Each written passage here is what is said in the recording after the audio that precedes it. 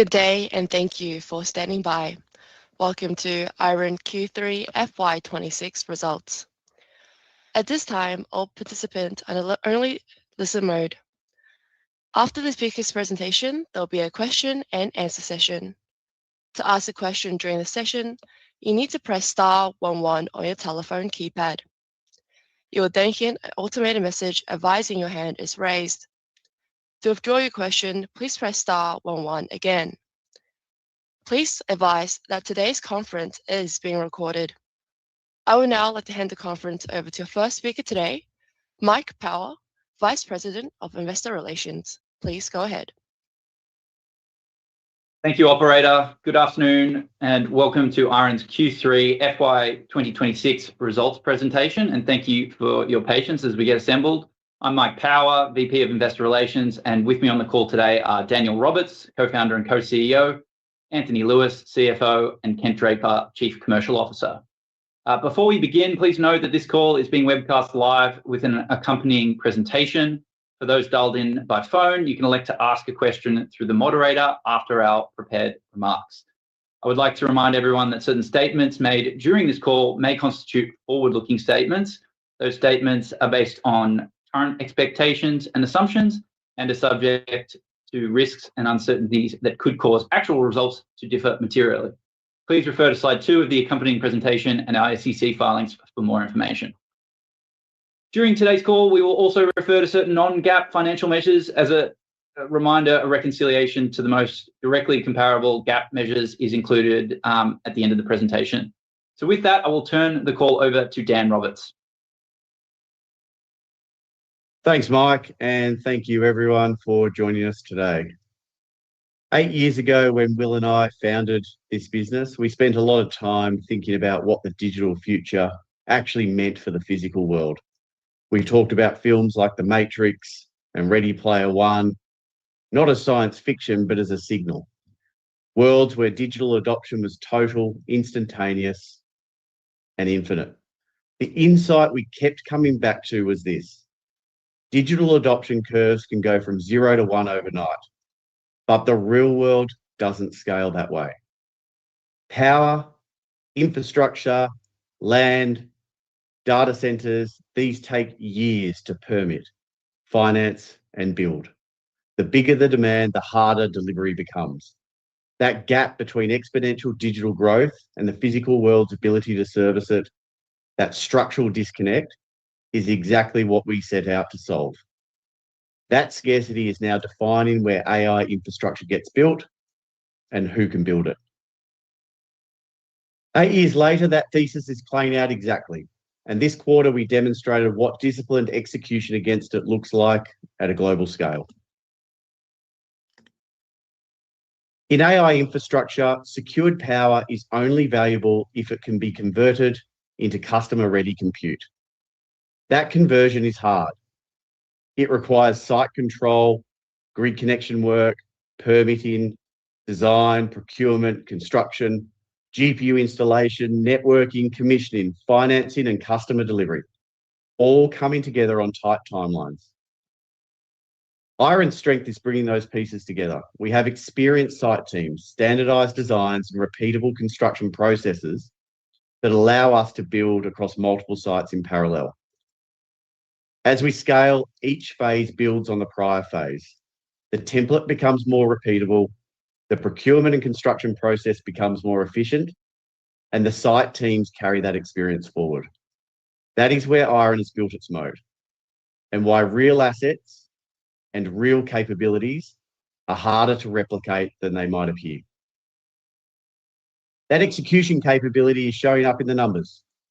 More capacity, more revenue, stronger funding certainty, and in the partnerships we're announcing today. This was a significant quarter and a significant week. Let me run through the highlights. On capacity, we increased secured power to 5 gigawatts, added new sites in Europe and APAC, energized Sweetwater 1 on schedule, and have Horizon 1 GPU commissioning now underway for Microsoft. On customers, all of our operational capacity is fully contracted. We are not chasing demand. We are racing to build supply fast enough to meet it. In this market, the moment compute comes online, it goes to work. That is the nature of the structural imbalance between AI infrastructure supply and demand, and it is why time to compute is the most important metric we track. We increased ARR under contract to 3.1 billion, remain on track to hit 3.7 billion exiting calendar 2026, and this week signed a 3.4 billion 5-year AI cloud contract with NVIDIA. The first step in a broader strategic partnership I will come to in a moment. On capital, we had 2.6 billion of cash at April 30, and we continue to progress GPU, data center, and corporate level financing initiatives to support the next phase of build out. But the headline today is the NVIDIA partnership, and it deserves a little more than a bullet point. Let me explain what this partnership actually means. We are working with NVIDIA to support deployment of up to 5 gigawatts of NVIDIA DSX-aligned AI infrastructure across our global data center platform, alongside DGX environments and the DSX AI Factory reference architecture. The 2.1 billion NVIDIA investment is structured to reflect that. Their rights to invest only vest as NVIDIA GPU infrastructure is deployed across IREN campuses, and only fully vest upon deployment of 600,000 GPUs. NVIDIA's capital is directly tied to execution. That's not a passive financial investment. NVIDIA is a partner who wins as we deliver.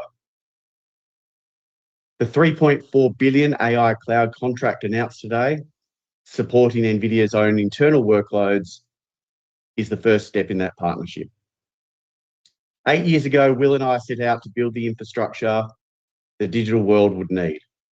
Today, the world's leading AI infrastructure company has chosen IREN as the partner to help build it. This next slide shows exactly how we build against this. So here is our plan. In 2026, we are targeting 480 megawatts of AI cloud capacity, 150,000 GPUs, and 3.7 billion of ARR by year end. That is the near-term plan and the clearest bridge from capacity to revenue. In 2027, we are scaling to 1,210 megawatts, with an additional 730 megawatts currently under construction across British Columbia and Texas, including Childress and the initial phase at Sweetwater 1. The construction flywheel we are running in 2026 carries directly into this next phase. Beyond 2027, we are building against a 5 gigawatt global power portfolio. North America, our new European platform in Spain, and an APAC pipeline anchored by large-scale Australian opportunities. The sequence of delivery matters because it dictates time to compute, and time to compute is what drives revenue. Each phase supports the next. That's how the platform compounds. One more thing before we move on. This week, we welcome Mirantis into the IREN family. 650 engineers, operators, and customer support professionals who have spent more than a decade running cloud infrastructure for over 1,500 enterprise customers globally. To Alex and the whole Mirantis team, welcome. I'll come back to what this means for our delivery capability later on. But let me start with 2026, where construction and customer demand are coming together most visibly. The 2026 expansion is focused on delivering 480 megawatts of AI cloud capacity across Childress, Prince George, and Mackenzie. This is where the roadmap translates into near-term deployments, customer handoffs, and ARR conversion. We'll start with the largest and most complex 2026 work stream, the 300 megawatt Horizon 1 to 4 liquid-cooled deployment at Childress, where NVIDIA GB300 NVL72 installations are now underway. Horizon 1 is scheduled for Microsoft handoff in Q3, and Horizons 2 to 4 remain on track for delivery by the end of this year. This is a major execution milestone. It demonstrates our ability to design, build, fit out and commission large-scale, next-generation liquid-cooled infrastructure for a hyperscale customer on an accelerated schedule. We have around 3,000 workers on site right now. That level of activity reflects both the urgency of AI infrastructure demand and also the depth of our execution capability on the ground. Importantly, the model is repeatable. Horizon 1 establishes the build template. Each subsequent phase benefits from the same design, supply chain, construction sequencing, and site team. That is how we drive faster deployment phase every time. Alongside the liquid-cooled build, we are also converting existing air-cooled capacity into AI cloud deployments across British Columbia and Childress. In British Columbia and Childress, we are progressing 180 megawatts of air-cooled AI cloud capacity by leveraging existing infrastructure. At Prince George, all air-cooled GPUs have now been delivered and are either operating or undergoing commissioning across the 50 megawatt site. At Mackenzie, 80 megawatts of data center capacity has been prepared for GPU installations commencing in the second half of 2026. And finally, at Childress, data center retrofits are underway across an initial 50 megawatts ahead of GPU deliveries in the second half of this year. This is a capital-efficient part of the roadmap. We are taking existing sites and converting them toward higher-value AI cloud workloads. And it works because we already have the operational teams, infrastructure, and site control in place.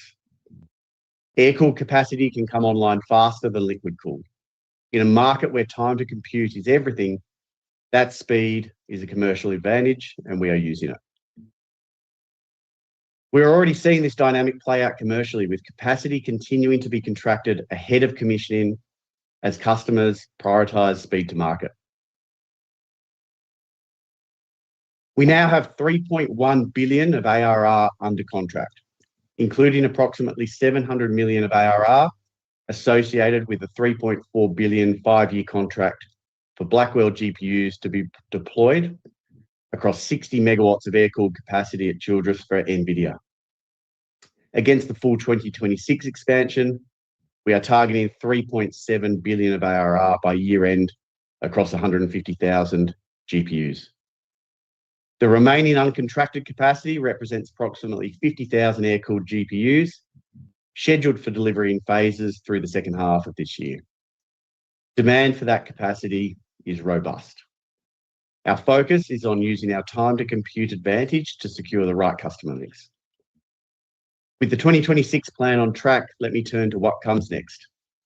The 2027 expansion, where the platform scales to 1,210 megawatts. So the 2027 plan is about demonstrating that what we are building in 2026 is not a one-off. It is a repeatable, scalable model that should accelerate over time. Here's what that looks like in practice. In British Columbia, Canal Flats is another example of converting existing infrastructure into AI cloud capacity. We plan to retrofit all 30 megawatts of existing air-cooled capacity to support AI workloads. Capital efficient, fast to execute, and consistent with the same model we are running at Prince George and Mackenzie. In parallel, Childress continues to be the largest single contributor to the 2027 setup, with both new liquid-cooled capacity and additional air-cooled retrofits adding a total of 400 megawatts of gross capacity. At Childress, the 2027 plan includes 100 megawatts of additional liquid-cooled IT load for Horizons 5 and 6, as well as retrofitting an additional 250 megawatts of existing air-cooled capacity. Of that 250 megawatts, approximately 60 megawatts will be deployed to support the NVIDIA AI cloud contract. The combination of new liquid-cooled data centers and air-cooled retrofits gives us real flexibility. We can support next-generation high-density deployments while continuing to use existing infrastructure where it is the right technical and economic fit. That flexibility is part of what makes Childress such a productive campus. In parallel, Sweetwater becomes the next major Texas campus in the 2027 plan. At Sweetwater 1, the high voltage substation has been energised on schedule, and construction is now underway for the initial 200 megawatts IT load phase of liquid-cooled data centres. Energising the substation is an important milestone. It moves Sweetwater from development into execution and establishes the electrical foundation for the broader site build-out. Sweetwater 1 is being designed for next-generation chip architectures, including the NVIDIA Vera Rubin. Like Childress, we are deliberately sequencing the build so that the first phase creates the backbone for faster subsequent phases. The first 200 megawatts is not just the first 200 megawatts. It is the foundation for a much larger site. The commercial pipeline for our 2027 capacity is anchored on the same principle that is driving everything we are building. Our vertical integration is a genuine advantage for customers because we control more of the critical path than anyone else in this market. Power, land, data center construction, the pieces that cause delays for others are the pieces we own and control. Customers want certainty that capacity will be available when promised. The phase 2027 build-out plan gives us a concrete basis for those conversations, and we are having them. We are in the process of negotiating large-scale AI cloud deployments across our 2027 capacity today. Demand is not the constraint, however. It is highly unlikely to be the constraint. The priority is delivering capacity on schedule and converting our time to compute advantage into durable, long-term customer relationships. We do expect the customer mix to evolve over time. Hyperscalers, AI natives, enterprises, and on-demand use cases. But we do not need to force that outcome. The platform will attract the right customers as it continues to scale. Beyond 2027, the same execution model extends into a much larger 5 gigawatt global platform.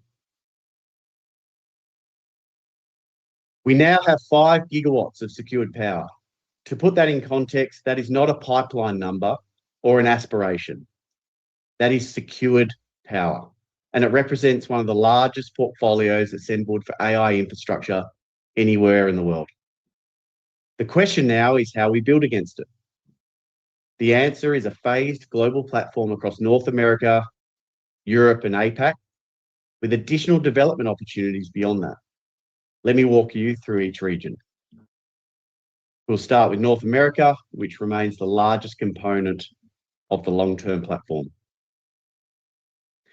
In North America, the next major phase is driven by Sweetwater and Kiowa, our flagship gigawatt-scale campuses in Texas and Oklahoma, where data center capacity is expected to commence ramping across 2027 and 2028. We also have multiple development projects advancing through the connection processes, including Batch Zero candidates in Texas, which represent some of the most strategic, valuable grid connection opportunities in the country. The North American pipeline has a natural progression of scale. Childress demonstrates the operating model today, Sweetwater expands it across an even larger campus, and Kiowa provides the path to another hyperscale tier opportunity as power ramps from 2028. Every campus builds on the last. That's the compounding effect of having secured the right land and power positions early. At the same time, we're expanding the platform into Europe through Spain. Today, we announced the acquisition of Nostrum Group, and with it, our entry into Europe. The transaction adds 490 megawatts of secured power in Spain, a gigawatt-scale development pipeline, and a team of more than 50 people across development, engineering, construction, and operations. But what it really adds is a platform and the right people to build it. I want to acknowledge Gabriel Nebreda and the Nostrum team. Gabriel spent the nearly 2 decades in European energy, at EDP Renewables, managing gigawatts of operating assets across multiple European markets, and most recently as CEO of EDP Solar. He understands European power infrastructure as well as anyone, and we are excited to have him leading IREN's European platform. Spain is the right place to start. Supportive AI policy, abundant renewables, lower build costs, and strong connectivity into broader European demand. Europe is a market where power availability and grid timelines are increasingly shaping where customers can actually deploy. And Spain gives us a credible, scalable answer to that question. This is not just a power acquisition, it's the establishment of IREN's European platform. From Europe, we move to the other side of the world, and an opportunity that matches the scale of everything we've just described. Australia is obviously not a new idea for us. We have been progressing large-scale Australian projects towards secured grid access for some time, and we think the opportunity here is as significant as anywhere in our portfolio. And this is why. Asia Pacific is home to roughly 4.8 billion people, around 60% of the world's population. That includes some of the fastest growing AI demand markets on Earth. Indonesia, Singapore, Japan, Korea. The infrastructure requirement to service that demand is enormous, and it is largely unmet. Australia is uniquely positioned to serve it. Abundant renewables, a trusted jurisdiction, strong rule of law, and as the submarine connectivity map shows, direct fibre links into major demand centres across the region. It is the natural anchor point for AI infrastructure service in APAC. We are already seeing hyperscalers and frontier labs make significant commitments to Australian operations, and we intend to be a major part of that story. Beyond Australia, we continue to progress global development opportunities that extend IREN's runway further still. The platform we are building is designed to create scale into demand wherever it develops, and the pipeline gives us the flexibility to do exactly that. That is the global platform, secured power across North America, Europe, and a development pipeline extending into APAC and beyond. But securing power and building data centres is only part of the equation. The other part is what happens when the compute goes live, how it is deployed, managed and supported for customers at scale. That is where I'd like to spend a moment on Mirantis. This week, we welcome Mirantis into the IREN family, and I want to take a moment to acknowledge that. 650 people joined IREN this week. Engineers, operators, customer support professionals, a team that has spent more than a decade building and running cloud infrastructure for over 1,500 enterprise customers globally. That track record speaks for itself. And what they bring is specific. Their Cordant AI platform manages AI infrastructure across bare metal, virtual machines, and Kubernetes environments. Exactly the complexity our customers are dealing with as deployments scale.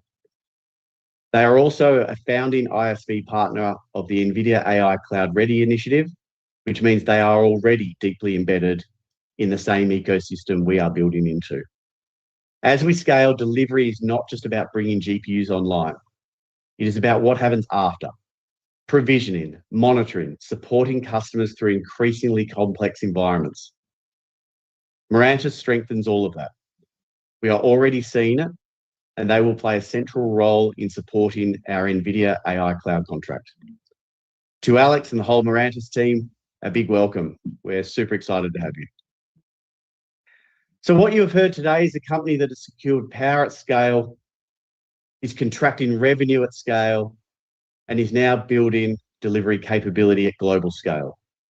Anthony will now walk you through how we are funding it. Thanks, Dan. The capital strategy is designed to support the phased build-out of capacity Dan discussed, while maintaining flexibility and capital discipline. As of April 30, we had 2.6 billion in cash and cash equivalents. We expect this, together with operating cash flows, GPU financing, and additional financing initiatives to support our near-term CapEx program, which includes delivery of the Microsoft contract and deployment of air-cooled capacity across Mackenzie and Childress. For GPU CapEx, we are leveraging secure debt and customer prepayments. As we have noted previously, approximately 95% of Microsoft GPU-related CapEx is expected to be funded through prepayments and GPU financing, and we have work streams underway for additional GPU financing to support upcoming deployments. On the data center side, we expect our financing approach to evolve as projects move from development to construction and contracting, and ultimately to stabilized operations. Early stage development can be supported by balance sheet capacity and corporate level sources. As projects reach construction and customer contracting milestones, asset and project level financing can be introduced. And as assets are stabilized, refinancing and capital recycling can help support future builds. And I note, we will continue to maintain a disciplined balance of debt and equity as the platform continues to scale. I will now turn to the financial results, which continue to reflect the transition underway from Bitcoin mining to AI cloud. Revenue was 144.8 million for the March quarter, compared to 184.7 million in the prior quarter. Within that, Bitcoin mining revenue was 111.2 million, down from 167.4 million, driven by a lower average Bitcoin price and the ongoing decommissioning of mining hardware ahead of GPU installations. This was partially offset by continued growth in AI cloud services revenue, which increased to 33.6 million compared to 17.3 million in the prior quarter. Cost of revenues decreased by 25.9 million, primarily due to electricity costs from reduced Bitcoin mining capacity. Net loss for the quarter was 247.8 million, impacted by non-cash impairments of 140.4 million, primarily related to the decommissioning of mining hardware, as well as 23.7 million of unrealized losses related to cap calls associated with our convertible notes. As we continue to transition our remaining Bitcoin mining operations towards AI cloud, we expect to incur additional non-cash impairments associated with decommissioning mining hardware. These outcomes reflect the strategic reallocation of infrastructure toward AI cloud growth, which we believe is the higher value long-term opportunity. Adjusted EBITDA was 59.5 million compared to 75.3 million in the prior quarter, primarily on account of the revenue and cost of revenue items noted above. So as noted, the quarter reflects the ongoing transition from Bitcoin mining to growing AI cloud. As Dan noted earlier, we continue to target 3.7 billion in ARR by the end of calendar 2026. We expect that ramp to be back-end weighted with Microsoft revenue and revenue from the additional 50,000 GPUs procured during the quarter expected to begin ramping in Q3 2026. I will now turn back to Dan for closing remarks. Thanks, Anthony. So 8 years ago, Will and I asked a simple question. What does the world need to build the right digital future? The answer was power, land, data centers and compute, and the ability to bring them all together at scale faster than anyone else. Today, that thesis is playing out, and we are just getting started. With that, we will open the call for Q&A. As a reminder, to ask a question, please press star 11 on your telephone keypad and wait for your name to be announced. To withdraw your question, please press star 11 again. Please stand by as we compile the Q&A roster. Just a moment for our first question, please. First, we have Mike Nung from Goldman Sachs. Please go ahead. Hey, good afternoon. Thank you for the questions and congratulations on all the progress. I just had two questions if I could. First, on the 5-year NVIDIA AI cloud contract, I was just wondering if you could talk a little bit about how many GPUs are being supported by the 60 megawatts and the cost per GPU. And then second, for Sweetwater and Oklahoma, I think you mentioned the data center capacity is coming in 27 and 28. I was just wondering if you could talk a little bit about at what point do those sites become marketable, or maybe they already are, and what milestones do you typically need to hit to increase the likelihood of a tenant being willing to take that out? Thank you very much. No problem. Happy to take that one, Dan. So with respect to your first question, we haven't disclosed the specific amount of GPUs, but as we mentioned on the call, approximately 60 megawatts of air-cooled Blackwells, and we think that the contract value that we're getting, and obviously the relationship that we continue to build with NVIDIA, is very beneficial coming out of that contract. Importantly, this is a managed services deployment, and so it shows our ability to be able to service different segments of the market as we move forward. With respect to your second question, as Dan mentioned earlier, we are still seeing extremely strong levels of demand within the industry, certainly outstripping supply. And what we continue to see as we move forward is that capacity becomes increasingly scarce further out than people were expecting. So if we rewind even a number of months ago, 27, people were thinking that there was relatively decent amount of capacity available. We're already seeing that capacity available in 27 is extremely scarce, and that is continuing to push into 28 now as well. So for us, there is certainly the ability to market those sites for 27 and 28 online dates. As Dan mentioned earlier, we're working through the type of customers that we bring into the mix and making sure that we are structuring the contracts in the right way to enable a flywheel at our end. But certainly the demand signals are very strong. And maybe just to add to that quickly, Kent, I think to directly answer the question, there's nothing stopping us contracting that capacity today. It just gets easier the closer you get. So the focus is on time to compute. The demand we know is there, and all it does is make the conversations and the negotiations that we are having live time for a lot of that capacity much easier when you've got a defined construction and delivery plan, rather than trying to make things up on the fly in parallel with a full form agreement. Thank you very, very much. Appreciate the thoughts.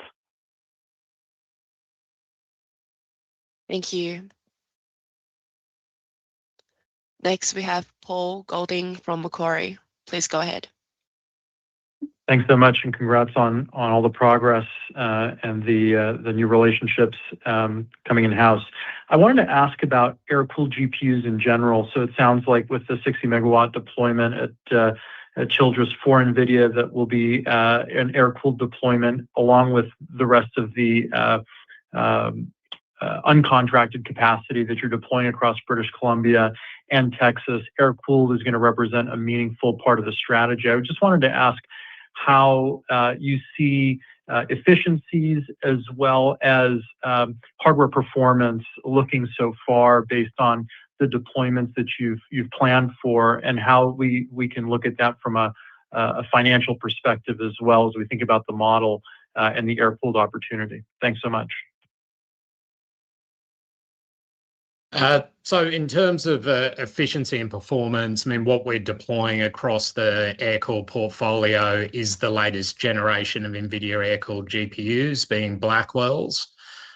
So they perform extremely well. There is very high demand for those across all Blackwell GPU types. and certainly continue to see customers finding a very good degree of performance versus cost efficiency from those units over time. And sorry, Paul, I didn't quite understand the second part of your question in relation to how that converts into revenue over time.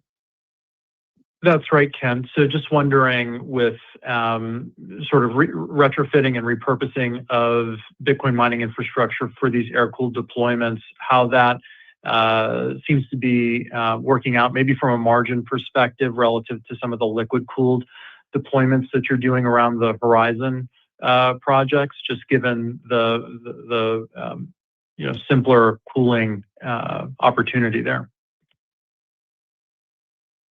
Yeah, from an operational margin perspective, it is slightly more efficient than the liquid cooled deployments. But where we get the real benefit is, as Dan mentioned earlier, it's very capital efficient because we're taking existing air cooled data centers that require relatively little capex to retrofit them compared to brand new build liquid cooled facilities.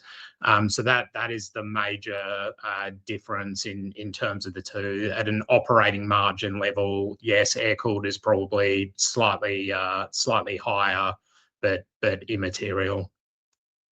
Thanks. And if I could just sneak one more in around Europe and the Nostrum acquisition. As we think about the roadmap there, are you looking to use a similar form factor to what you've used either at Horizon or with air-cooled facilities, or is there a bespoke form factor you plan to leverage from that platform as you do the European rollout? Thanks.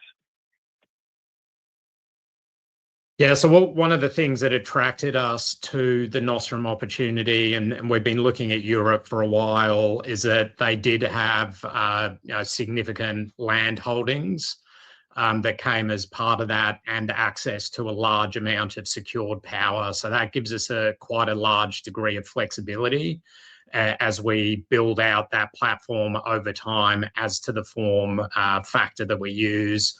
Typically in Europe, you do tend to see slightly more condensed build outs, but we do have the ability there to utilize our typical modular design that we use across North America, which obviously may well bring construction advantages with it. So that was one of the key elements that we saw in terms of the platform that they have and the projects they've developed. Thanks so much, Ken.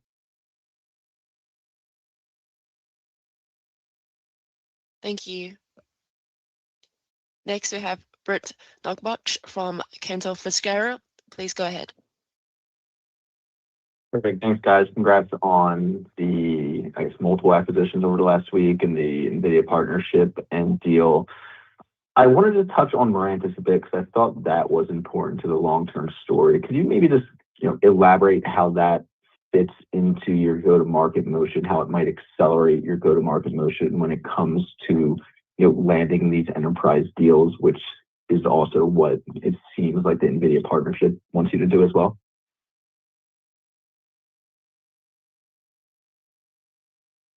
Yeah, happy to take that one initially, Dan, and then you can add.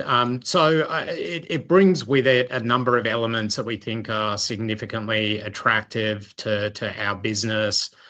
The ability to deploy quickly, the ability to service enterprise customers that may require a higher level of software over and above bare metal.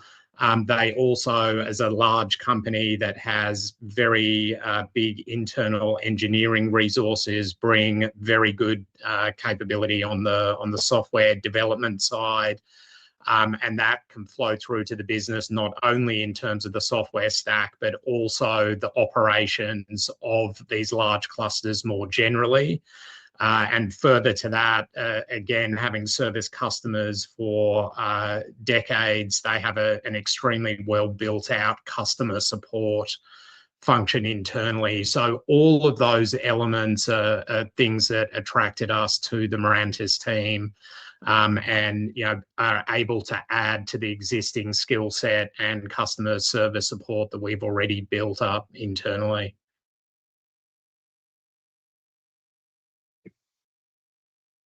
Awesome. And then if I could maybe just do a follow-up, just double-clicking on the capacity ramp for 27, am I right in thinking that of the 730 megawatts, 450 will come from the remaining Childress capacity, and I guess the 280 would be coming from Sweetwater? That's correct.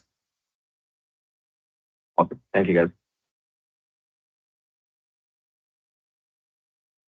Thank you.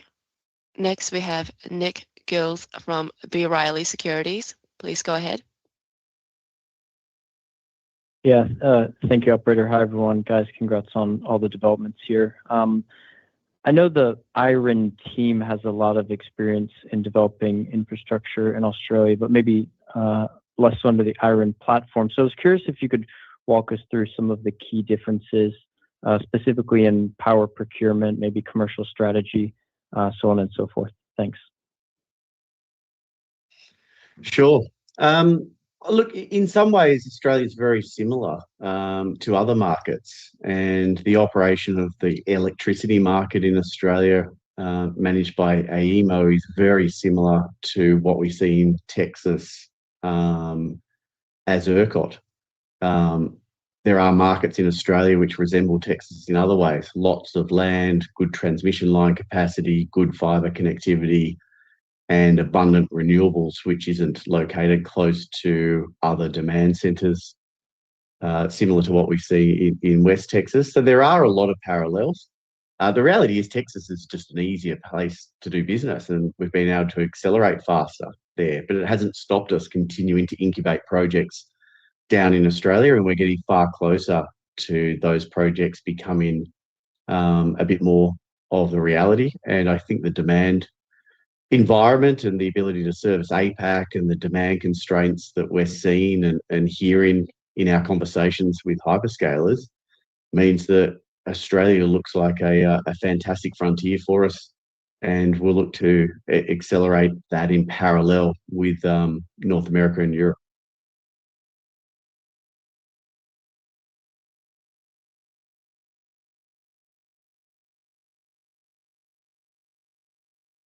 Thank you. Just a moment for our next question, please.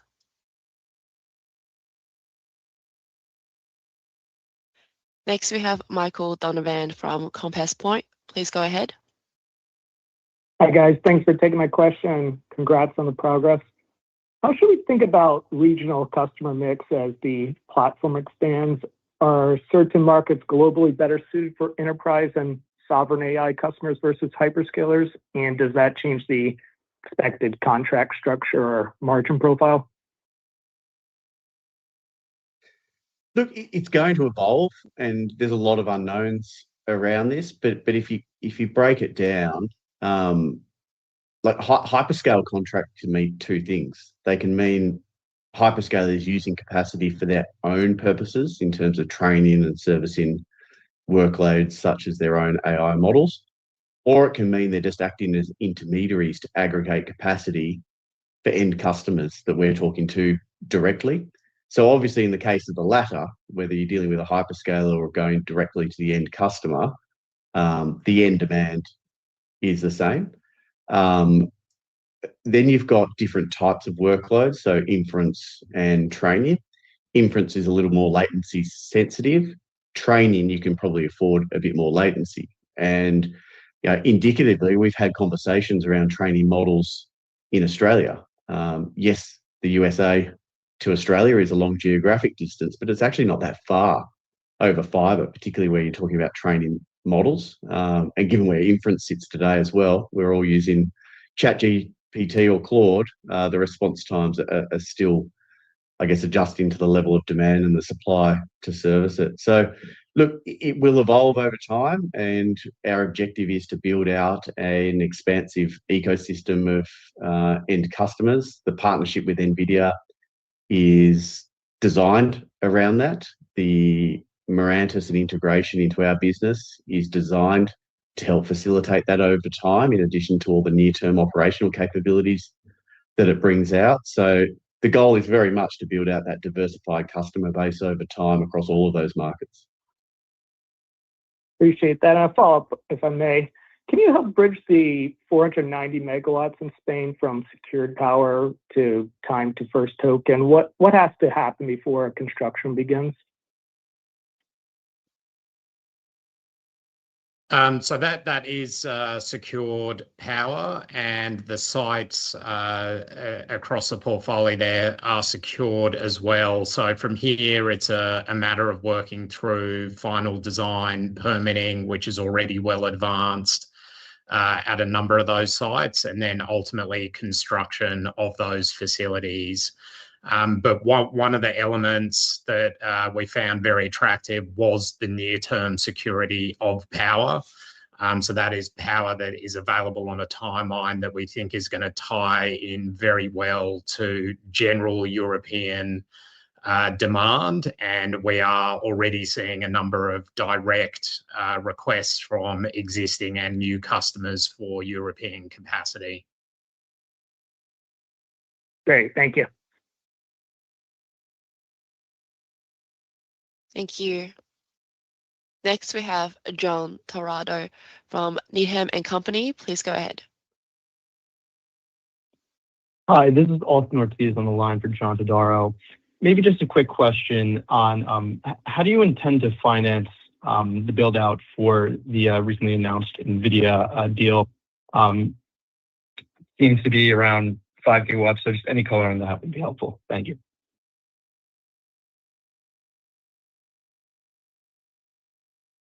I can take that. Yeah. So as the capex involved for the retrofitting of the air-cooled data centers in Childress is pretty modest in the scheme of things. In terms of the capex for GPU, obviously we've got a range of financing sources available to us. That obviously includes initiatives at the corporate level, but we can also look to finance GPU acquisitions in various ways in the debt capital markets, through debt capital as well. So we'll be looking at all those initiatives.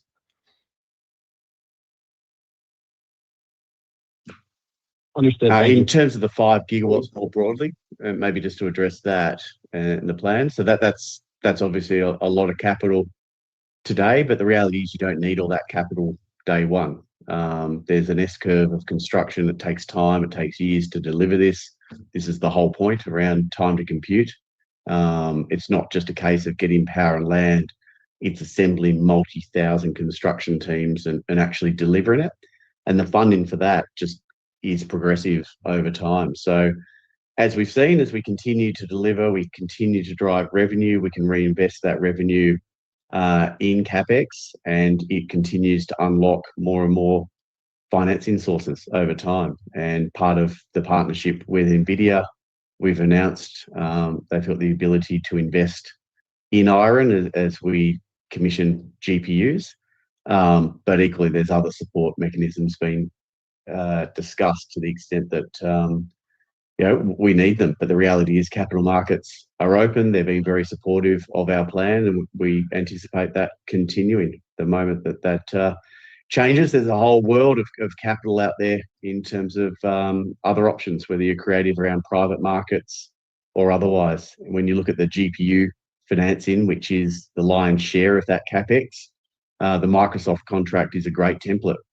We financed 95% of that CapEx at an average interest rate of about 3% through prepayments and GPU financing. So the capital is out there as long as you sign good contracts and you show that you can execute and operate this capacity.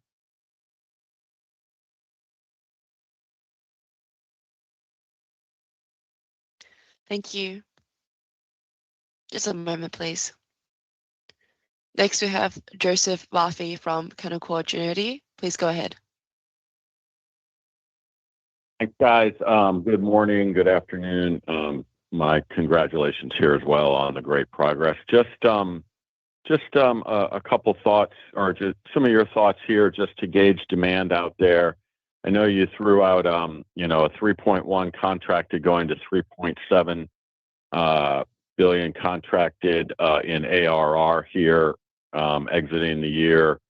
Your confidence in that uncontracted capacity and signing contracts, how is the demand out there, for that, say extra $500 million of ARR, and what kind of clients you may be looking to bring on board there?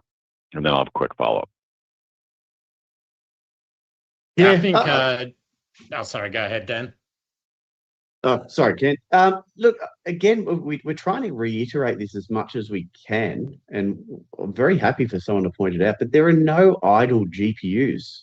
And the prospect of there being GPUs sitting there unused, given how structurally constrained this market is, let alone the near term, but in the medium term, like it's not the focus.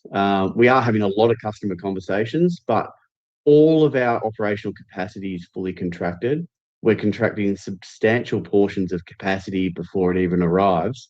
And we're in discussions with a variety of customers, all the way from hyperscale clients down to AI native labs, for all of that 2026 and 2027 capacity. So when a signature is put on a paper, like it just flows naturally. Our conviction is around the demand supply, and you cannot tap into that unless you bring the capacity online. And this is the thing, a customer contract doesn't deliver revenue. Having compute online delivers revenue, and that has been the focus. Got it. Thanks for that. Yeah, Dan. I was going to say many of the same things. The one addition I would add is particularly for our air-cooled capacity, where we are adding substantial amounts across second half of 26 and into the early part of 27. There is very significant demand on those timelines. Like, that is the most constrained portion of the market, and that is directly what is leading into the dynamic that Dan discussed, where there just are not idle GPUs that are not being used in this market. Everything on shorter term timelines is extremely attractive to counterparties. Got it. That's great color, Dan and Kent. Just then on your strategy and philosophy around customers and diversification there, if you are in the catbird seat here relative to fulfilling demand from multiple parties, how are you looking at your broadening, deepening, diversifying that customer mix over time? Thank you very much. It's something that we're looking closely at, Joe. Like, there is no set formula as to the proportional splits between different types of customers. There are benefits in having hyperscale clients in terms of financeability, contractual certainty, but there are also consequences in terms of price, because you're not servicing the end customer in many of those instances. But the ability to service the end customer has been something we've focused on since day one. All of our early deployments have been very focused on non-hyperscale customers and getting as close to AI natives and enterprise as we can. So the Mirantis acquisition certainly helps that. I'm not going to sit here and say we're going 100% hyperscale, we're going 100% AI native end market. The reality is that blend will just emerge organically over time. And this again is part of the close working relationship we've got with NVIDIA. We've spent a lot of the last fortnight in their San Jose office working through how we service all types of customers, all the way from the $1 trillion hyperscalers through to the emerging AI scale-ups, where a lot of this innovation and development is taking place. And it's funny, speaking to someone the other day, you don't need a sales team in this market, particularly when you've got NVIDIA. They see the whole ecosystem, the introductions, the referrals, putting us in touch with anyone that needs capacity. It's just happening in so organically, so quickly, live time, that it'll just play out a good way. But I think a combination of hyperscale, a hot combination of other, is absolutely the goal. Got it. Congrats. Very exciting times. Thanks, Dan.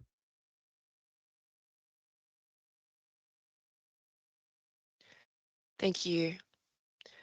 Our last question comes from Ben Sommers from BTIG. Please go ahead.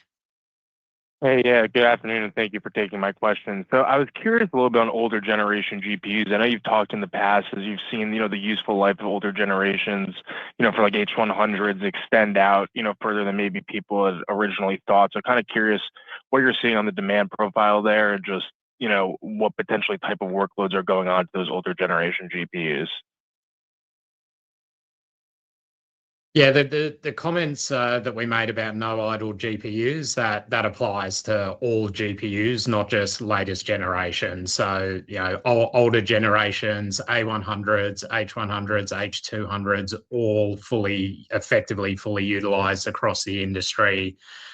So the demand picture continues to be strong. In some instances where you're actually seeing pricing for older generation units climbing significantly, and there's a number of observable pricing points out there in the market where you can see that happening. Yes, the type of demand may shift over time. You may have older generations being used more for inference, but also those older generations are equally suitable for certain types of training. So we just see strong demand across the board, both on the inference and the training side, and that continues to drive demand and elongated life cycles for those older generations of equipment. Great, thank you. And then just on potentially future conversations that you're having for potential contracts down the line, is there any talk of prepayment structures similar to that of Microsoft, or just kind of curious what you're hearing in the market on that end? Yeah, it certainly plays a role in a number of those conversations, and we are still seeing prepayments being on the table in a large number of instances. Now, it obviously factors in as part of the overall equation, so it's not the single factor that you're looking at. Everything has to go together with a combination of term length, prepayment, creditworthiness, price. But prepayments are certainly very much on the table in the current environment. Great, thank you for taking my questions. Thank you. I see no further questions at this time. I'll now pass to Dan for closing remarks. Thanks, operator.